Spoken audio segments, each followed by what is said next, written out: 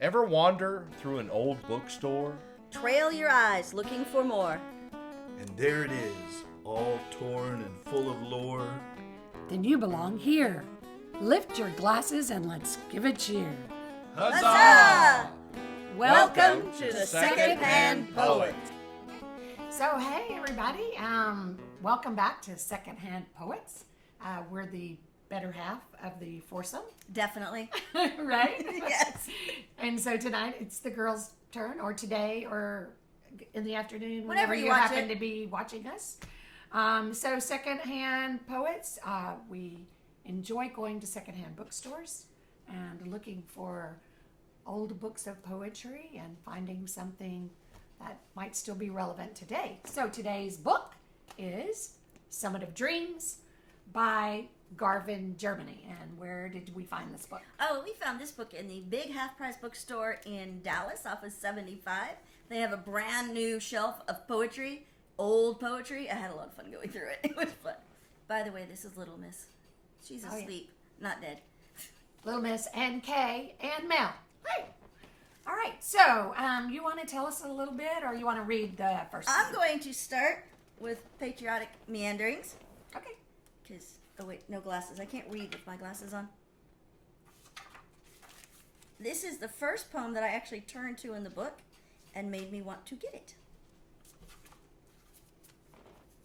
Okay, here we go. Civilization rests not alone on vaulted domes, but its basic strength is found in humble, low-roofed homes. Freedom is proclaimed not alone by silver tongues and statements fame, for liberty is safe only when humble men speak in honor's name. So let not any man bow to the would-be great, but know that he who walks in honor's name, he is the state. Pygmies in power, what a tragic hour when conceited bigots seize the realm. What horror from their soulless vacuum stem. Humanity's limitation can't conceive the mortal waste of conceited tyrants' nervous haste. Stabilize American soul just now, dear God. May she fearlessly defend liberty's sacred sod. Beyond man's horizons, potent signs foretell the darkening night, as nations leave the path of honor for cauldrons of horror and medieval might, and squander nature's strength for missions of progress meant in order a more perfect horror to invent. Great God, replace the hand of international lust with lasting strength of honor and of trust. Beyond man's horizon, signs foretell the darkening night, as nations leave the path of honor for cauldrons of horror and medieval might, to squanders nature's wealth for missions of progress meant, determined a more perfect horror to invent. God, replace the hand of international lust with the hand of lasting strength, of honor, and of trust. Wow. I like this one. Patriotic Meanderings. Yes. So tell us a little bit. So this guy was really hard to find a lot of information about. That's an understatement. But I did a Kay lot of did shit. really good at it, so we're going to let her take it away.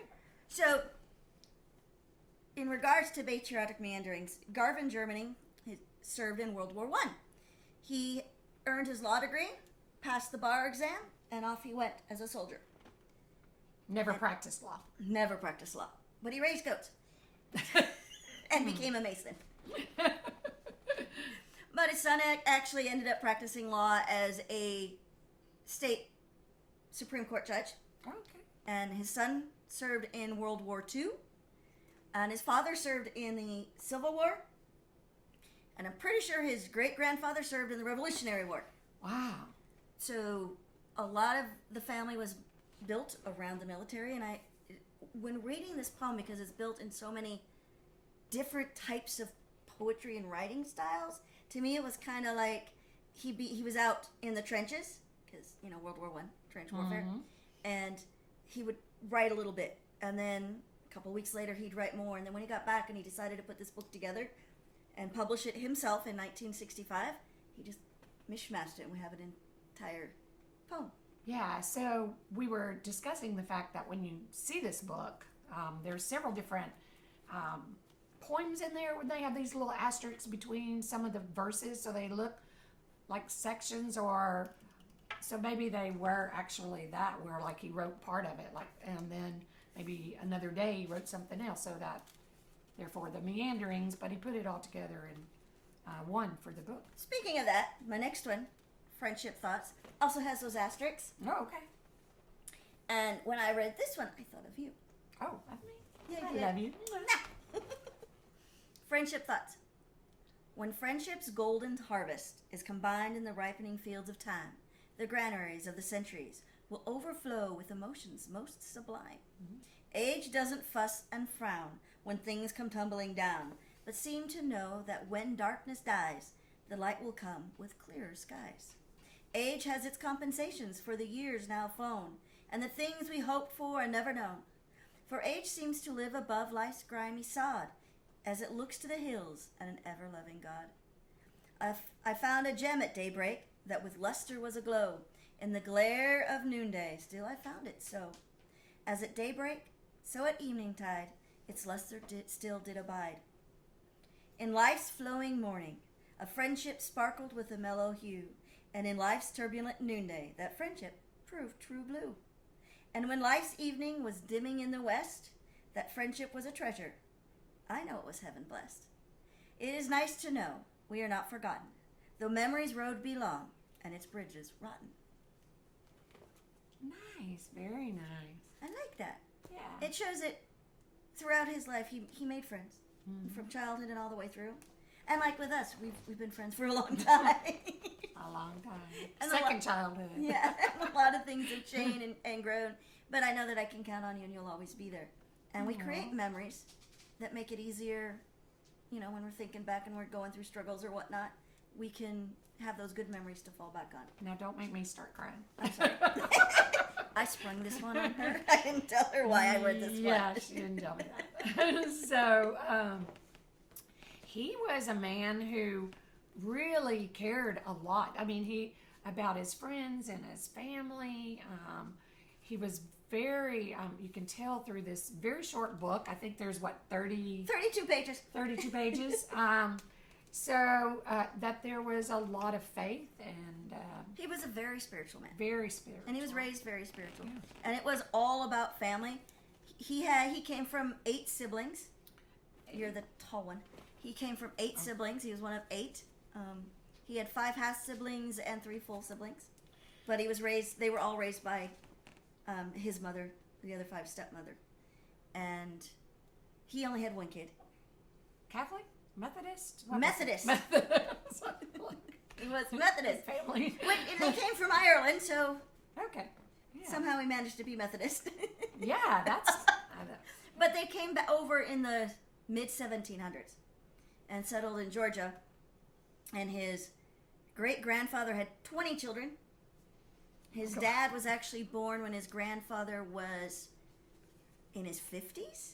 And on his second wife, who was almost 30 years younger. Wow. A lot of family.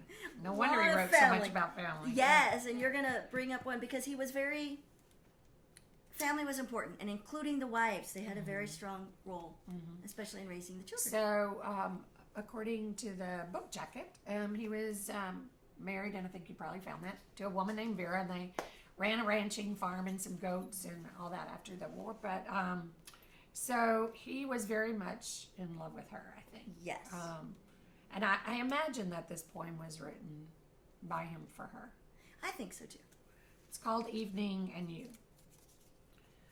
When the evening shadows gather and the daylight toils are through, that's the time, dear, that I'd rather be at home along with you.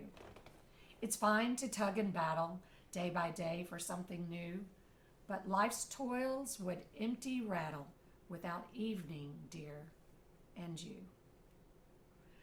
If I've won or if I've lost, dear, whether I am sad or blue, to cheer my heart, I drink a toast for the love of one so true. I drink that too. Hey, well, too. I love that poem. It was great. That made you think of your husband, didn't it? Mm-hmm. I mean, like being home sometimes is the greatest thing ever. Especially when you're alone and there's nobody else there but the pets. Yeah, no kidding. No kidding. So that was a poem about his wife. Yes. And out of all of the family members, his father, his grandfather, and his great-grandfather, and even his son, he was the only one who kept one wife his entire life. Yeah. Really? Yes. Well, they only had one child. That would explain. I mean, the big family, I would kind of have one child too, I think. His father had the 8 children, and his grandfather had 10, and his great-grandfather had 20. That's, yeah, I'd have one child too after all that. So, I mean, I think he was very much a realist. And while he may not have been like a famous poet, I think he was just a regular guy who enjoyed poetry and saw the beauty and was very in touch with his emotions. A true And Texas so, poet. Yeah. So, yeah, he was actually from Meridian, Texas, right? Yep. So, yeah. But I don't think he was very realistic about his relationships, too, because I think this poem, Love's Dreams, is the name of it. I think he talks about their relationship and that maybe, not everything is always rosy, but that's okay, too. So it's called Love's Dreams. Very practical. From among the fireplace glowing embers come the dreams one long remembers of the fires that set love's world aflame when all began and ended with the lover's name. Then when storms dimmed the tendering glow, those dreams across the clouds began to flow. Then the moon's quiet splendor rebuilt love's rifted path like a master mender, and quieted the fears in each lover's heart, that new dreams may become each lover's part. Then through the years, when storms howl and roar, each heart will know it stands but not alone. For like a ship's mast and beam, their hearts are welded in their lovers' dreams.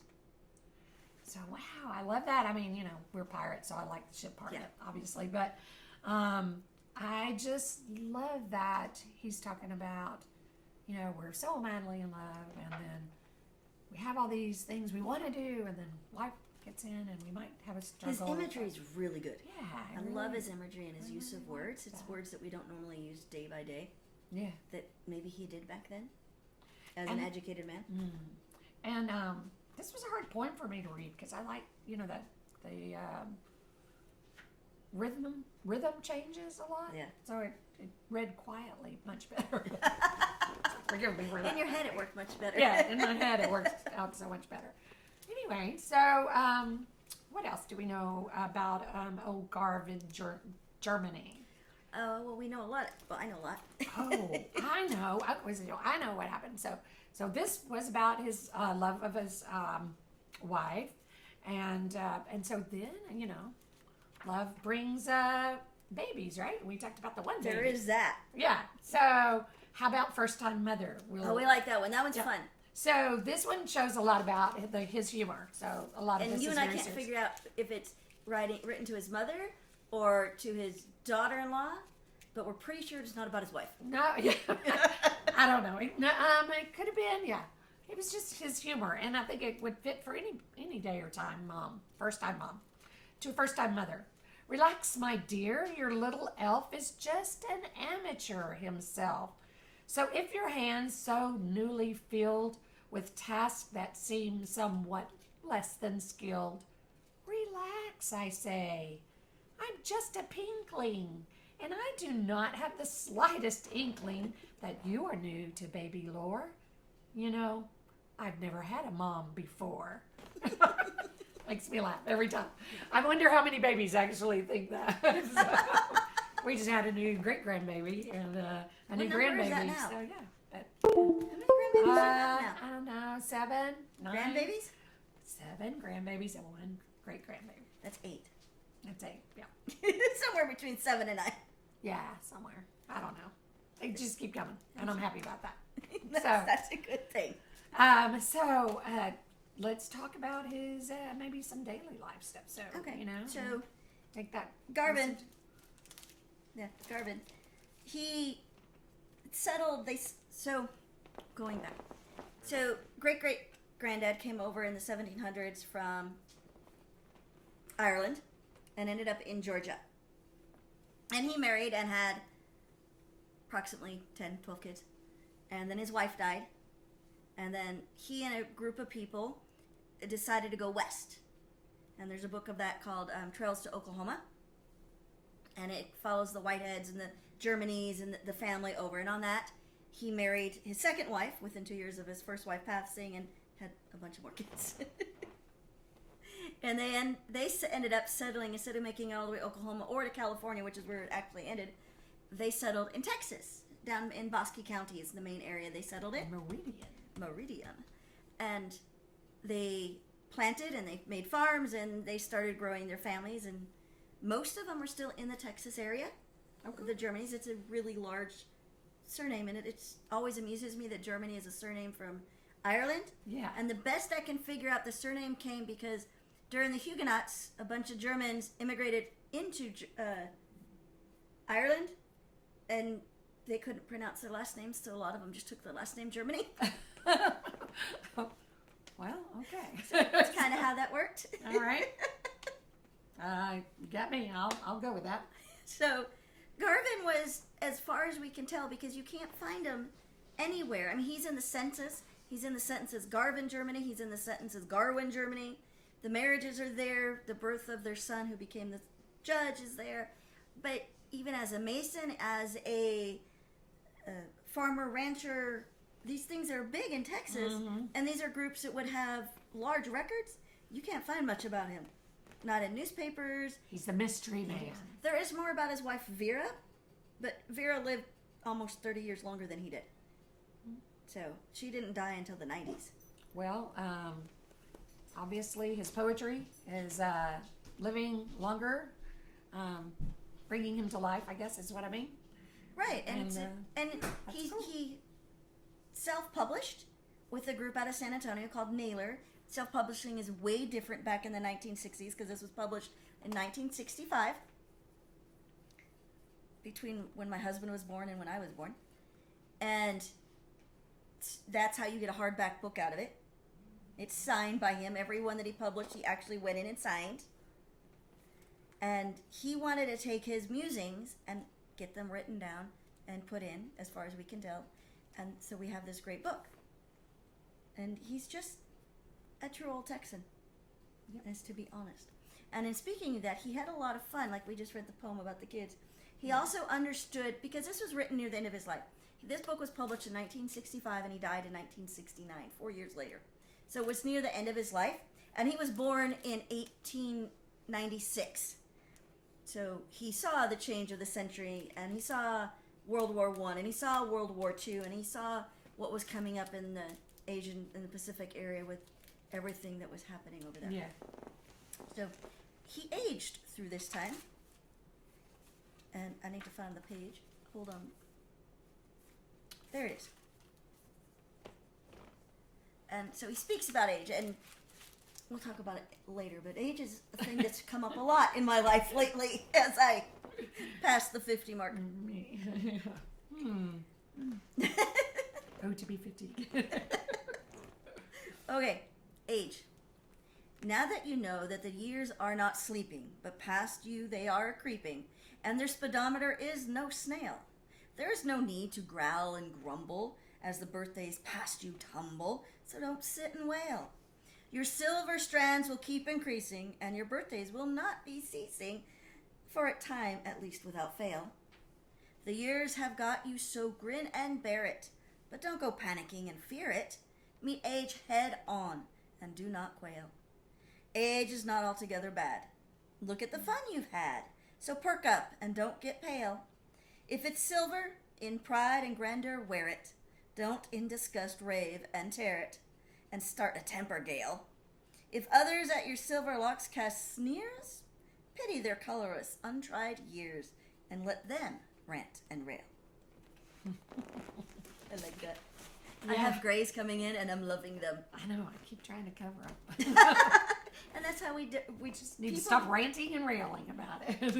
Just move on. Well, as women, and he may have written this for his wife. I think so, maybe. Because as women, especially back in the 60s, getting your white hair was mean you're over the hill and not good for anything anymore, and those different things. And we still get that today. You know, in business, if you have white hair, unless it's all pretty coiffed and that beautiful that people are dyeing their hair to get that color. Yeah. Most people look at women that are getting silver in their hair as, oh, we don't need you because you're getting old, and I find that untrue. Absolutely untrue. Totally find that untrue. Yeah, but it's hard to self-analyze that. Yeah. Like I see mine and I think, oh, I'm getting old. Let's cover it back up. But I don't think that when I see it on somebody else. Which is good, because there's more coming in on my head as we speak. Your hair is beautiful, beautiful. Natural highlights. I like that. Good natural highlights. Okay. So that brings us to which one? Oh, the grind. So the grind, to me, is about... Well, it's completely relevant. It can be today or tomorrow. It can be every day. And not 1960s, not the 1800s. It could be 2010. It could be 2034. I think that's the great thing about poetry is that it's always relevant. Yes. If I can find the page number. 20. Page 20. We managed to take the little... There it is. It got hidden. It's called The Daily Grind. It's not how hard you hit that counts, but just how high can you bounce. And though you may look tattered, the world likes a fighter. And even though your belt may be a wee bit tighter, success is a tough old hill with many a rough and a tumble. But just keep right on a fightin', and it will soon be fun to grumble. What's the use of fussing? It's even worse than cussin'. Let's get the work a-goin' and stop the useless crowin'. We can make it some way or other, but we'll have to work, my brother. Let's get the boat to goin' and healthful breeze blowin', and there's lots to do ahead. Let the past bury the dead. There's a lot to do. Let's crank up and plow on through. What's under the bridge is gone to stay, but it didn't wash the bridge away. There are many things we gripe about, and some we would like to fight about. But the things we swear about are the things we should pray about. Oh my gosh, absolutely. I believe that. There's a lot of swearing and cussing going on today. We should probably be praying about all those things, that's for sure. Absolutely. So I know we probably need to speed things along. We're probably getting close to the end of our time. That's a good Or poem. maybe not. Yeah, it's a Good great. poem. Y'all want us to keep talking? We'll keep talking. I love that poem. It's extremely relevant.